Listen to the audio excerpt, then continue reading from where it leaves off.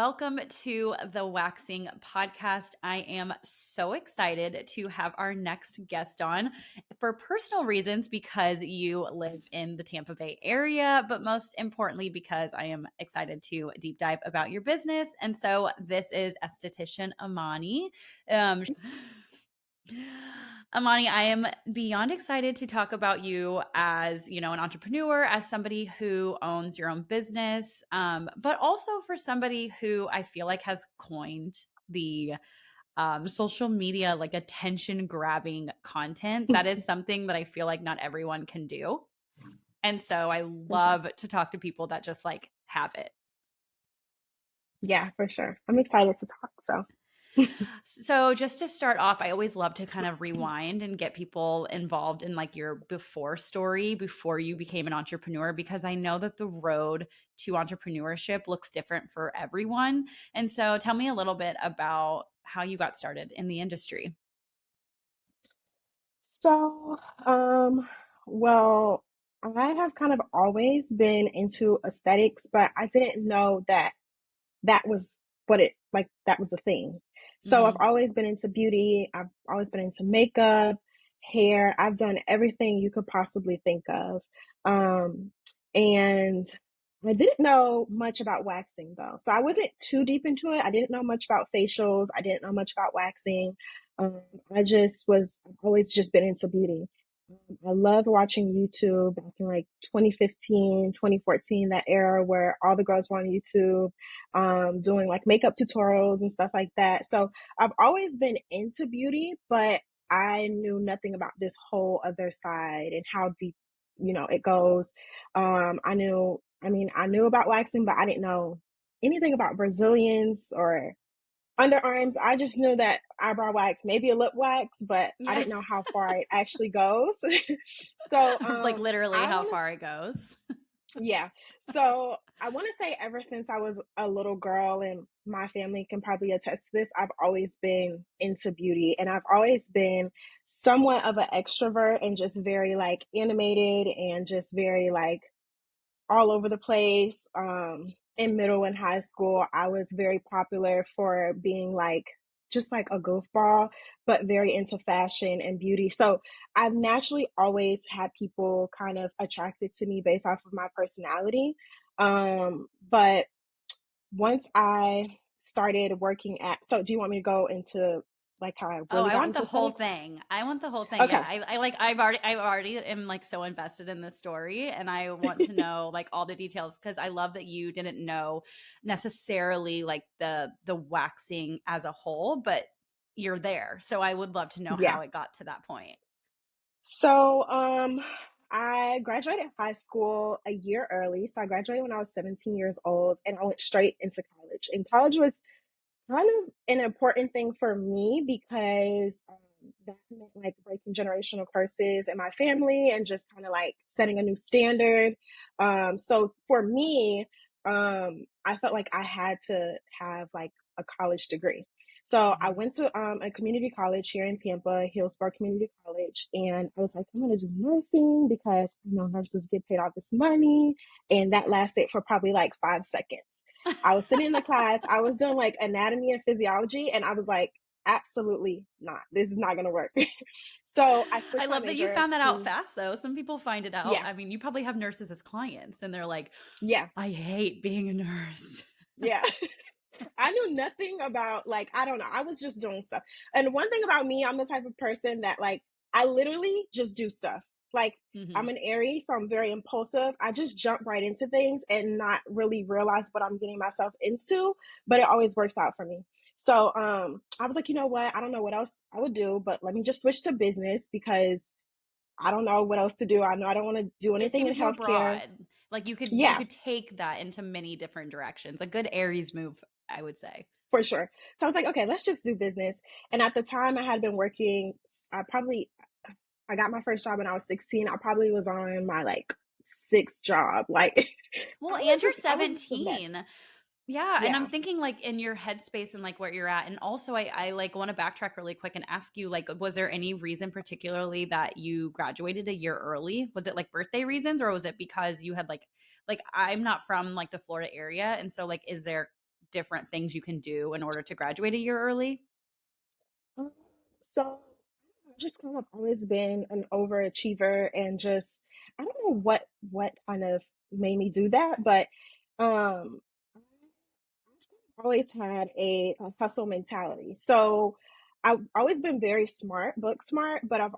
I'm also very like ambitious and like I love the hustle of things. So for me, and I don't know why I was thinking this way. I was like, I want to get out of high school. I want to just hurry up and start college and just like, and I was really into like the YouTube world and like seeing how people live based off of their income on YouTube. And I don't know, I was just very ambitious. I was like, I okay, if I love get out of all high of school this. early, I was like, if I get Yeah. out of high school early, I can like, even just start living my life and make Hmm. all this money that in my mind, I don't know. Well, you're getting So rid of the that was, restrictions, like yeah, for sure. you're taking away essentially like an 8 to 3 job and applying it to like a real one. For sure. And I've Cool. I always, love that. I know most probably 17, 16, 17-year-olds don't think like this. I mean, maybe now, but back then I was so mature and I was just thinking of like, just living my dream life and like okay I only have a couple of credits left in high school when I was talking to I forget what you call them A guidance counselor, the right? guidance counselor. Yeah. I was talking to the guidance counselor and she was telling me, she's like, hey, you only have a couple of credits left. Like, so for your senior year, like it's going to be cut in half. Like your days are going to be short. And I was like, well, can I just like do this right now and then not have to come next year? And she's like, yeah, I guess you can if you want. You're going to have to take online classes. I was like, yeah, that's fine. So I took all these online classes and I ended up graduating early. So to me, I was very I felt very accomplished. I was like, I get a head start. That was my mindset. I was like, I get a head start. I'm gonna go straight to college and then see where it goes. Yeah, and you did Um, just that. So now we're into business school. How did that yeah. play out for you?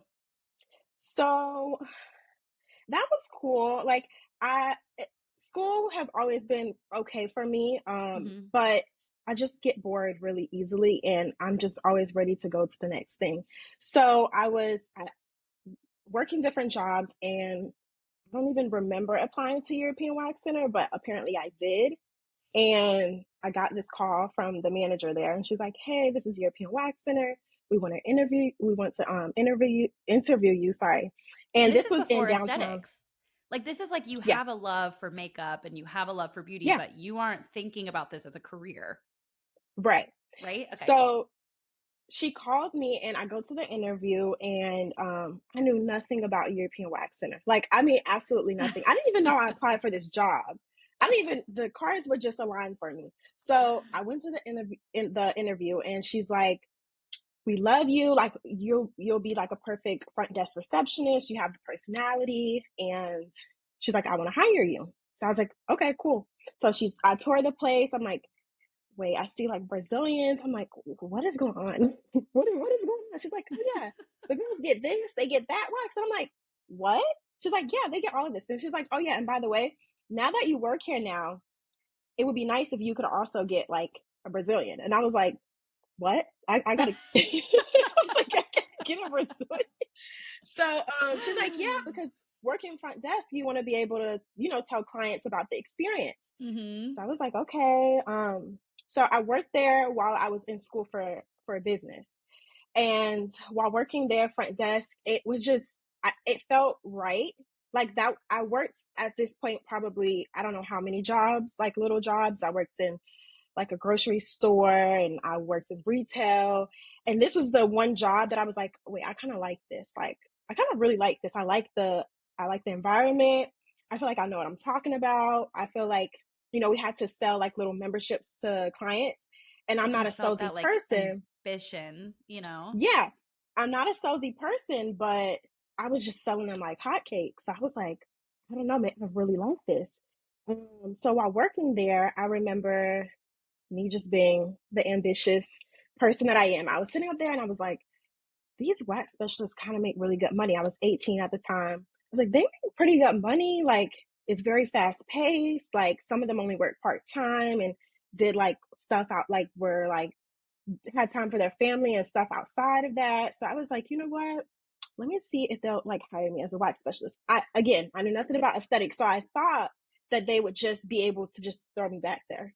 Yeah, I didn't know. which you get do you get asked that? Like, I feel like I get asked that though to this day. Like people are like, "Oh, can you just like be a wax specialist?" Like clients will ask, Yeah, and I don't think they realize that like you have to go to like a trade school. Now more than like for facialists, people are already like, "Okay, you have to go to this school to become a facialist." But I think when it comes to waxing, people are still like not sure what umbrella that falls over when it comes to like yeah, education. They still think you need just like right, trained.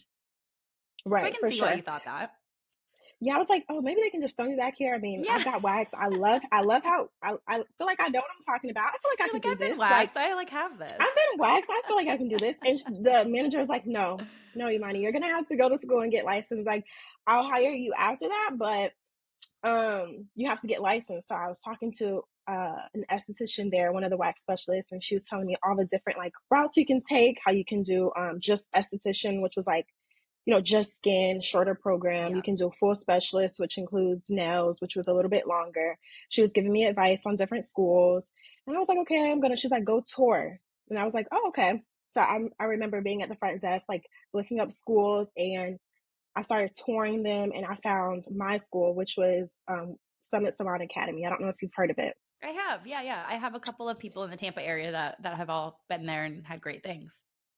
Yes. So I fell in love with Summit Salon. As soon as you walk in, it's beautiful. It feels like a salon. The spa in the back feels like a spa. Like it was amazing. So I was like, okay, this is a school I'm going to go to. And I ended up doing a full specialist. So I'm actually a full specialist. I'm licensed for nails as well, but Hmm. that just wasn't my thing. So my goal was to, okay, I'm going to go to school here. And then once I'm licensed, I'm going to work at European Wax Center as a wax specialist. But that didn't work out. And I ended up leaving European Wax Center um, and getting a job at a Massage Envy front desk. And then there they do facials. So I started getting like a little bit more knowledge on facials and skincare and talking to the estheticians there while getting through school as well. School was fine. It was amazing. But then there's just always something with me. But then I got pregnant 2 months Hmm. shy of graduating the program, and I was like, this You're was like the a new thing to think yeah, about. yeah, this was the craziest thing that could have possibly happened. I was like, no, like I'm like 2 months shy of graduating. I'm supposed to be as I just had my whole life planned out. I wanted to do like content create like not content creating on Instagram because there was no reels or anything at this time. This was in actually 2018. So there Hmm. were no reels or anything like that. I planned on like being an esthetician on YouTube or something. Yeah. And then also working, but just kind of like vlogging and like stuff like that. So I was like, my life is over. Like this is horrible. And And you know so your I ended up mindset now, you can look back on that and be like, it wasn't. It was like doing exactly what it needed to do. yes, But at the time, you just felt like the new challenge. yes. At the Yeah. time, it felt like the worst possible thing that could Hmm. happen. And that's just me being honest. But looking now in the position that I'm in now, had that not have happened, I probably wouldn't have been here. So like divine timing is something that is like very important to me because I wholeheartedly believe that had that not happened at that exact moment, I probably wouldn't be here. So I was my pregnancy was really, really difficult. So I had to stop going to school for a bit. And then when it was time for me to return, there was like a couple complications with the teachers. They was like, we don't have a teacher for you. So I was like, okay, I'm gonna come back my third trimester, and that didn't work out. So I was like, okay, as soon as I have the baby, I'll be back.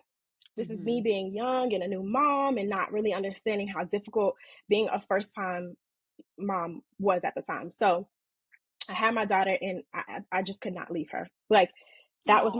my whole entire life. I was like, I can't leave her. Like I don't I dedicated the whole first year to just being a mother and being present, and that was very, very important to me. And then fast forward to she was almost about 1 years old, and I finally was ready to kind of get back into like the adult world of working and stuff like that, and I got this job. But I was trying to figure out what I wanted to do with my life, but it's crazy because I kept getting these little signs that aesthetics was the route that I was supposed to take. Like just the smallest things, regardless of, I remember I went to school to like tour school for dental, and I was like, this isn't gonna work. Like So then medical, something in the you were still kind of like turning the wheels on, okay, what could I do if aesthetics is not one of those things? Like you were still trying to like play the field of like what to do next. exactly. And I was like, now it's not just me because I have this other person to take care of. I have my daughter that I have to provide a life for. So and my boyfriend, my daughter's dad, he is the opposite of me. He's a very much like how do I describe it? Like he doesn't take risk. He likes to Mhm. plan everything out. So when I presented the opportunity to him, this was in 2020, right when COVID broke out maybe like March or so here, I Mhm. remember. And Yep. I was like, I'm gonna go back to aesthetic school and like see what happens. And he's like, okay. But I And don't like know what a new why I world of going back to aesthetic school in 2020, especially in March, because you had already yes, been for a while. So you got to live what it's like to be in aesthetic school pre-pandemic, and you did it in the middle of yes, pandemic. So that's kind of cool. I don't think a lot of people yes. have been able to say they've done that. Yes, and it was two totally different worlds. Two completely different worlds. Like when I went in 2018, it was just completely different from when I started and when I went back in 2020. So I called the school and I was like, "Hey, like and I still have pretty good relationships with the administrative people there at the school. So I was telling them, I'm like, "Hey, like I'm ready to, come back." And they're like, "Somehow," and I didn't think they were going to let me. They let me pick up where I left off, and I thought I was going to Amazing. have to start the program all the way over. So I was like, okay, this is a sign. Like I only had 8 weeks left. I was like, I'm going to go back, finish, and then whatever happens, happens. So I started back in June of 2020, and then I started my business that August of 2020. And the only thing that was Hold different, on. You started your own business in 2020, in that August of 2020? yes, Okay. We're going to unfold. Cool. I did not know that, and I love hmm that that is where this is going to take a turn. I have so many estheticians that reach out to me and ask, "Can we get like a person that's been or a person on the podcast that has had their license for just a couple of years but like has is like fresh in opening their own business in the last couple of years?" And I'm like, yes, and here you are. And I think we were going to totally go into Instagram, but now I'm like, okay, wait, you have probably some amazing takeaways from starting, or not starting but finishing your aesthetics program to then opening your own place. yes. I love It this. was a very short, quick amount of time. But the very first day that I started back, I said, you know what? I'm going to try to start my own business. I'm going to try to do my own thing. I don't know what made me, I don't know if it was at the time, jobs weren't really hiring estheticians because they weren't really able to be, they had all these rules and regulations and stuff. So I was like, Mhm. well, maybe I can just get a little sweet and just start my own thing. So let me just research and figure out all the information that I can, reach out to everyone I know that could possibly help me and like start like that. And that's kind of what happened. So those 8 weeks of school, I had to do like I had to do a refresh because I hadn't been in so long. So I had to kind of relearn everything that I had learned almost 2 years ago, and then finish the program of the new stuff I hadn't learned at that for those last 8 weeks. And then I was also trying to learn how to start a business and how to get that going. And I was trying to figure out what products I wanted in the suite and what I And like wanted what services you wanted to do. So like what in those services I last wanted eight to do. weeks, where did you feel like your business was going to go? Did you feel like it was going to be a waxing studio? Okay. Yeah. What was the No, story there? I thought that I'm honestly, I can't say what I thought it was going to be. In my mind, I just knew that I was trying to do something that would allow me to still spend a lot of time with my daughter.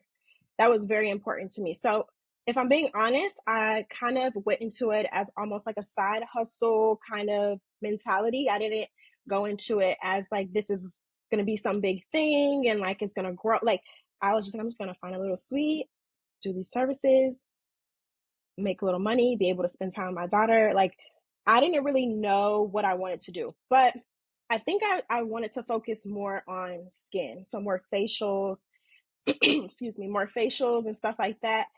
And then again, it took a turn, and then waxing became this big thing. Now, So, now tell me how it took a turn. Were you like offering services to your clients and then like they were asking about waxing, or were you just getting more educated on the many things that you can do in the industry?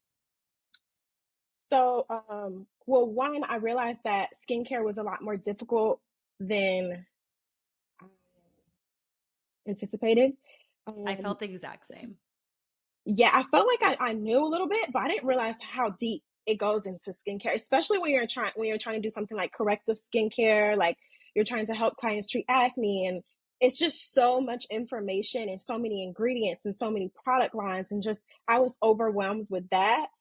But I was still trying to like kind of do that, and I felt like um I was having a hard time getting clients because with corrective skincare specifically, the clients have to not only come in and see you regularly, but they have to buy home care to use at home. Hmm. And like, it was just a lot more than I think I could handle at the time, especially starting out. Because again, I started my business with zero clients. So I'm trying to figure out how I can get clients coming in as quickly as possible, provide a good service, but also make sure that they return.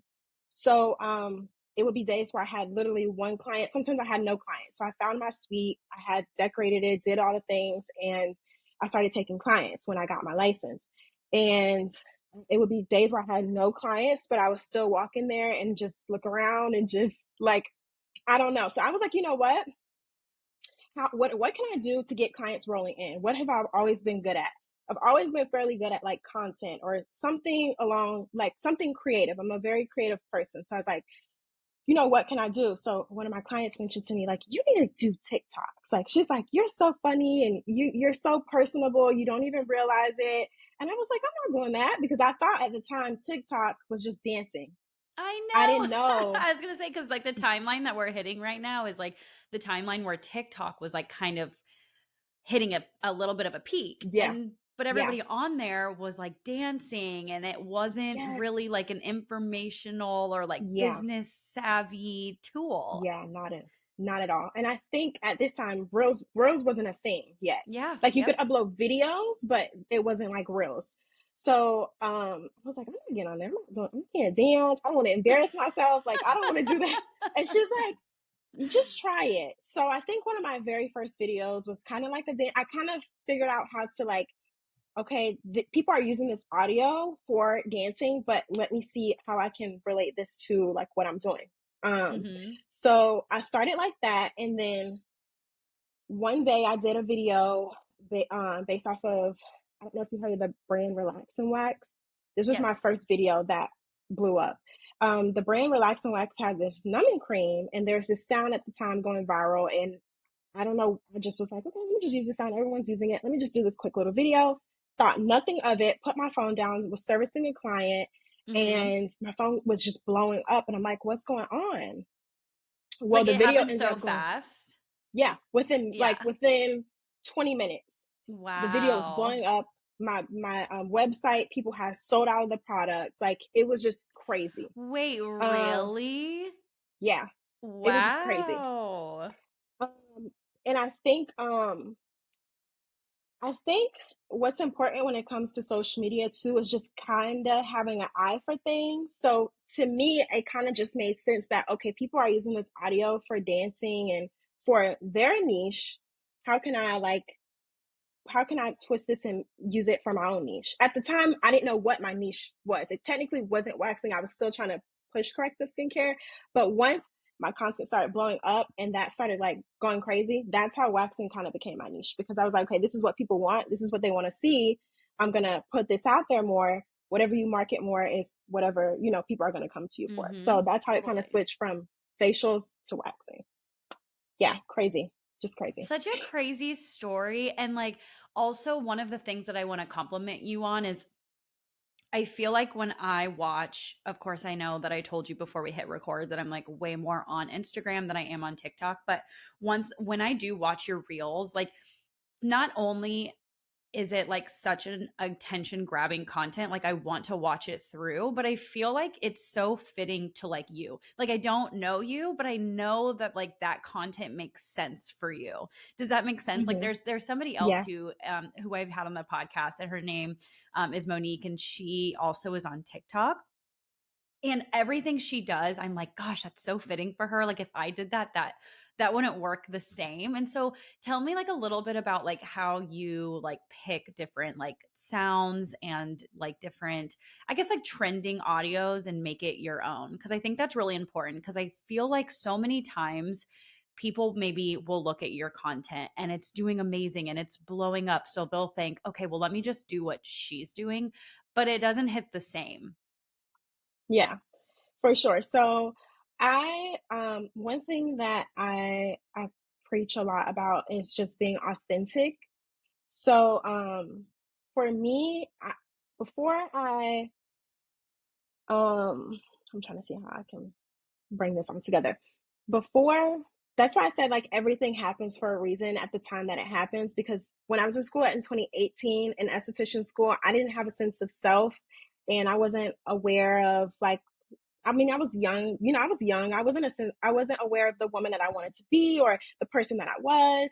Until I had my daughter, and motherhood just kind of changes you. And I knew like what type of person I was. And I was no longer ashamed of the person that I was, because with starting my business in the beginning, I was a little like if I put this content out, are people gonna be like, that's too much? Or like, why is she saying this? Or like, I kind of went back and forth for a little bit. And then I was like, you know what?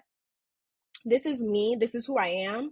And if people like it, they like it. If they don't, they don't. And I'm just, like I said, naturally creative. So when it comes to like finding how I can relate a sound to a video, that just comes very natural to me. But also, I just stick to what feels right for me. That's what I was So, gonna like you say. Like, do you said, feel like you watch it and you're like, I can connect to this one and I can like yes, visualize how I can authentically recreate this to make sense for right, my niche and my brand? right, for sure. And like you said, I've seen, I've seen some people do videos, and it feels unnatural almost. Like it just, Hmm. I don't know how to explain it, but it just almost feels unnatural, to where I'm like, and I've had girls, because I educate as well. I've had girls that I've mentored, and based off of their content, their Instagram and stuff, and then I meet them in person, they're completely different. I'm like, wait, this is what people need to see. Like, this is who you really are. This is what you need to kind of be putting out. Don't feel like you have to be this certain type of way just because that's what's trending, or you see someone else that did it and it's working for them, because this works for you. So I think when you have a sense of self, it just kind of works out. Like, just being authentic. I've been authentic from the beginning to the end of my business, and I feel like that kind of has worked for me with growing my platform on social media. I feel like so often too, especially like even I can relate to the next thing that I'm going to say because I usually use this as like now what I give people advice for. But I feel like when we're thinking of content, in the beginning, we're thinking about the people closest to us when we think about who's going to watch it, right? Like, I feel like I wasn't looking at the bigger picture. I wasn't looking at who I was like serving the content to, but I was looking at it like, oh my gosh, this girl from high school's going to watch Yeah. this and send it to her friends. And like, I was thinking, like, my cousin's going to see this and be like, what are you doing? And yes, it is me, but like, it's, a version of me that I'm not usually like I'm not performing like audio reels to my cousin at dinner. Like it Hmm. seemed, very like when I was doing it I was thinking of the wrong audience, but whenever I took that noise like out of my own thinking and I started being like this is for this person, like my avatar, if you will, like the person that I want to connect with and serve and bring on to my community, right? My house, my Instagram is my house, and who I'm inviting to that house is like who's going to see this content. And once that flipped Hmm. for me, now I actually think it's so funny because you can see, and I wonder, I'm going to ask you the same question for you, but you can see if you like scroll through my Instagram, the confident boost change of like me being that way in the beginning versus now. And I'm telling you, because I'm so confident now in the content that I put out and I don't care, I actually now have those friends and those cousins and all those people be like, Mhm. I love your page. I think it's so cool. And I think it's because not really what I'm doing, but because they like genuinely see that I'm having fun doing it and the confidence that I'm having like in this at the same time. And so For for sure. you, did you have like that period of time where you started putting out content and you were like, who is gonna like who's gonna see this and No, what are they yeah. gonna think? Yeah, for sure. And I think people, they just see people see where you're at now, Hmm. and they don't remember, they don't know like where you started. So when I started it, I looked very uncomfortable. um but I think I've never went into it thinking too much. I just did it and just hope for the best. The quality was terrible sometimes, like it was just, sometimes it was just terrible, but I just put it out there.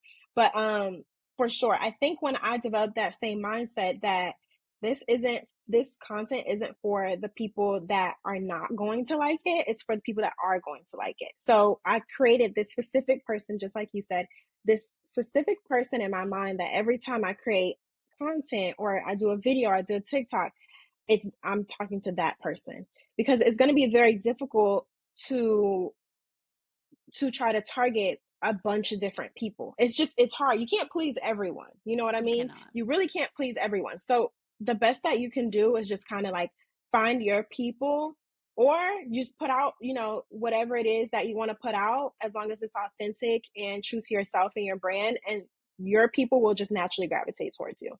So yeah. What's your advice to people who are starting out, right? Because I know like they're looking at you and they're seeing that you have a lot of Instagram followers. I think that that's always what happens. And you have a lot of TikTok followers. And so people are like, oh, well, of course you're confident doing it. You have all these followers and you have all of this like confident boost, which is true. I will say, the followers do help. They do help validate that Yeah. what you're doing is entertaining because it's alluding to more followers, right? So like in a sense they're not wrong, but like you just said, they were not there for the beginning stages of you when you didn't have all of that. So what would you say to that person that is, maybe only a couple hundred followers in and maybe they don't like have the confidence just yet, but they really feel like they want to like dive into this part of marketing? Would say again, just stay authentic and true to yourself and your brand, and don't give up, because I think what ultimately kind of got me to this point as well is being very consistent. I was consistent no matter what. I had a schedule. I was like, I'm going to post this many videos, this, for a week or whatever. And now it just comes natural to me to just constantly record content. But when you're first starting out, you definitely want to be consistent, especially because at the time that I started, like I said, Reels wasn't a thing. TikTok was, but I feel like people weren't utilizing TikTok in the way that I had started utilizing TikTok. I mean, or it was like just starting. People were just starting to utilize TikTok in that way because it Hmm. was more known for like dancing and stuff. So now that we're like in a whole different, we're like way past that, and now it's like almost a standard to make Reels and TikToks and post a specific type of content. You have to, one, I feel like, stay authentic. Two, consistent. And then three, so do something a little different. You know what I mean? It's kind of hard to stick out when there are so many people doing that same thing. And I feel like as long as you're true to yourself, like I said, the right people will just gravitate towards you.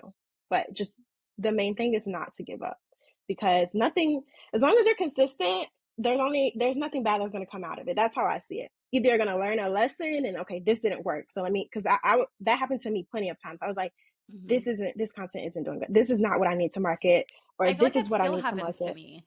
Like sometimes I'll like Yeah. create something and I'm like, this is gonna like hit. I know it. And then it Mhm. doesn't. And I'm like, It doesn't. damn, that and it like hurts a little bit because you're like, dang, like I really thought I knew you guys. But then I'm like, okay, well, the lesson is the algorithm is truly a beast. And sometimes it really is the right day, the right time. But the fun Yes. thing is that no one's here telling you when that is. It's just a secret that you have to make up Yeah. in your head and just Yeah, hope for the best when you send out and hope content for sure. and And go ahead, also, yeah. sorry to cut you off, but I never deleted videos. You know Mm, how what I did was I would post the video and I would just not look at it again, because if I look at it again, I'm gonna nitpick and say, okay, this looks like this. This is. I would just leave it. I would post it at the time I would watch it, but then once it's passed, like, and I post it, I just won't go back and look, because I would get almost like the ick. Like, why did you do? I don't know. yeah. You just start second guessing yourself. But then The I realized that, self-awareness wait a ick. minute.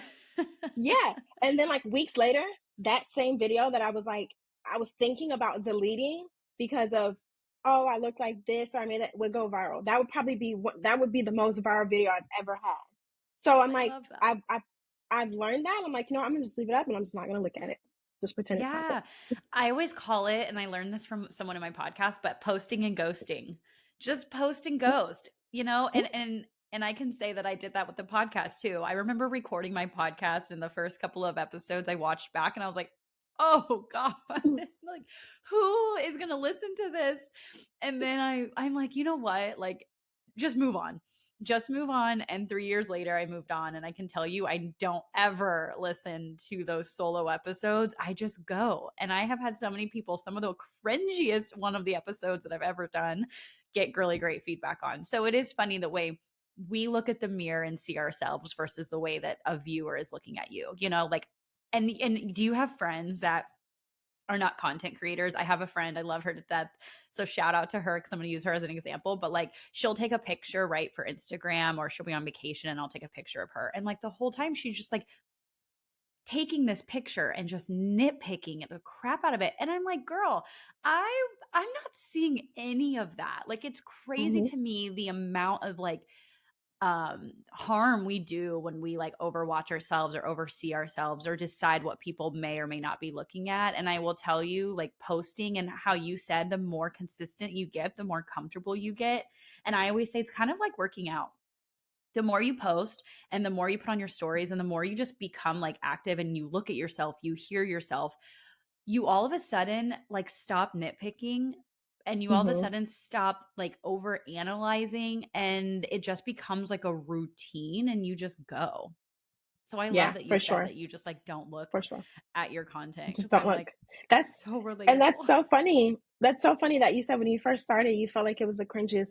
Because when I first started my business, I believe it was in maybe 2021. I know that your podcast was one of the very first podcasts that I listened to when I started my business, because I couldn't find a waxing like podcast. So I Hmm. literally typed in like waxing podcast, and your podcast was the one that popped up. And I remember I would listen. I have this thing where I listen to podcasts every morning when I'm on my way to my salon. And I would just listen to your podcast. To me, it sounded amazing. To me, I was Ah. like, oh, this is so much knowledge. I'm learning so much. Like, but it's so funny that to you, you're like, no. Oh no, I mean, if it were up to me, like I said, I like made my first podcast episode in January of 2020 and did not even publish it until March. Like, if it were up to my insecurities, this would never have existed. And that's always my like thing to people. Like, just do it. I mean, no one's looking at Yeah, you the way you're looking at you. And pretty yeah, soon people will be complimenting you and asking about how you did it. So for you sure. mentioned that you do education. Of course, I know this, and I know, we're coming to an end of this like amazing episode. But I would love for you to tell people like what you do in terms of education and how you help people. So I do offer in-person wax trainings. I teach full body waxing, Brazilian, vajacial, um, anything with waxing. I do hands-on in person at the salon. And then I also do one-on-one coaching or mentoring. This is for more so beginner estheticians. I know how important it is when you're first starting out to kind of have someone to guide you how to start up your business, how to get those clients, how to keep the clients. It's so much that goes into that. And I would have saved myself a lot of time and a lot of money and a lot of, energy had I just been able to find someone that, was able to kind of help me. So I like to do coaching and mentoring for that exact reason, just because I've been in that position where I just needed help and I didn't know who to ask. So I do one-on-one coaching, in-person training, and then I'm also pretty soon going to be offering online waxing courses. So that's Amazing. something that's in the works that I'm super excited about because my platform is just, I have people from, all over, and they're like, I would love to take a training with you, but you live in Florida and I'm over here. So that's something that's in the works now. So I'll be offering that pretty soon.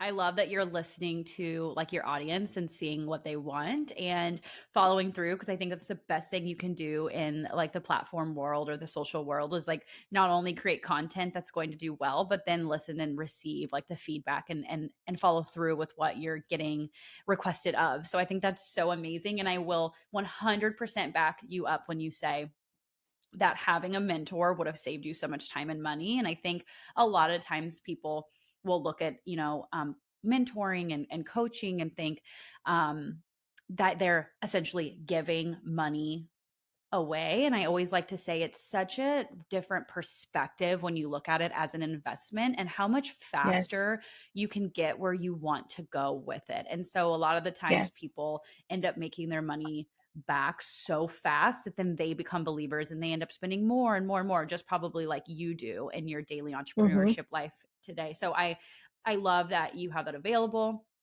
Yeah, you're in the Florida area. So anybody listening in Florida, check out her in-person training and then let everybody know where Yes. they can find you. Because of course we've been talking so much about your Instagram and TikTok, and I want everyone to go and look. I love your content. I really do Thank think you. it is a very specific niche. And like again, I could never repeat your content. And so I love it because it is like such a different personality from my own, but a same take Mm-hmm. on the industry. So I think it's really clever. For sure. So yeah, you can find me on Instagram, TikTok, and also Twitter at the Rain Lux. That's where we post all our content. Um, yeah, the Rain Oh, Lux. and before we get finished, because I know that we kind of talked about the beginning of your journey, the middle of how you opened your own business, but tell everybody where you're at now, because you've grown a lot since Yes, your yes, beginning days in aesthetic school.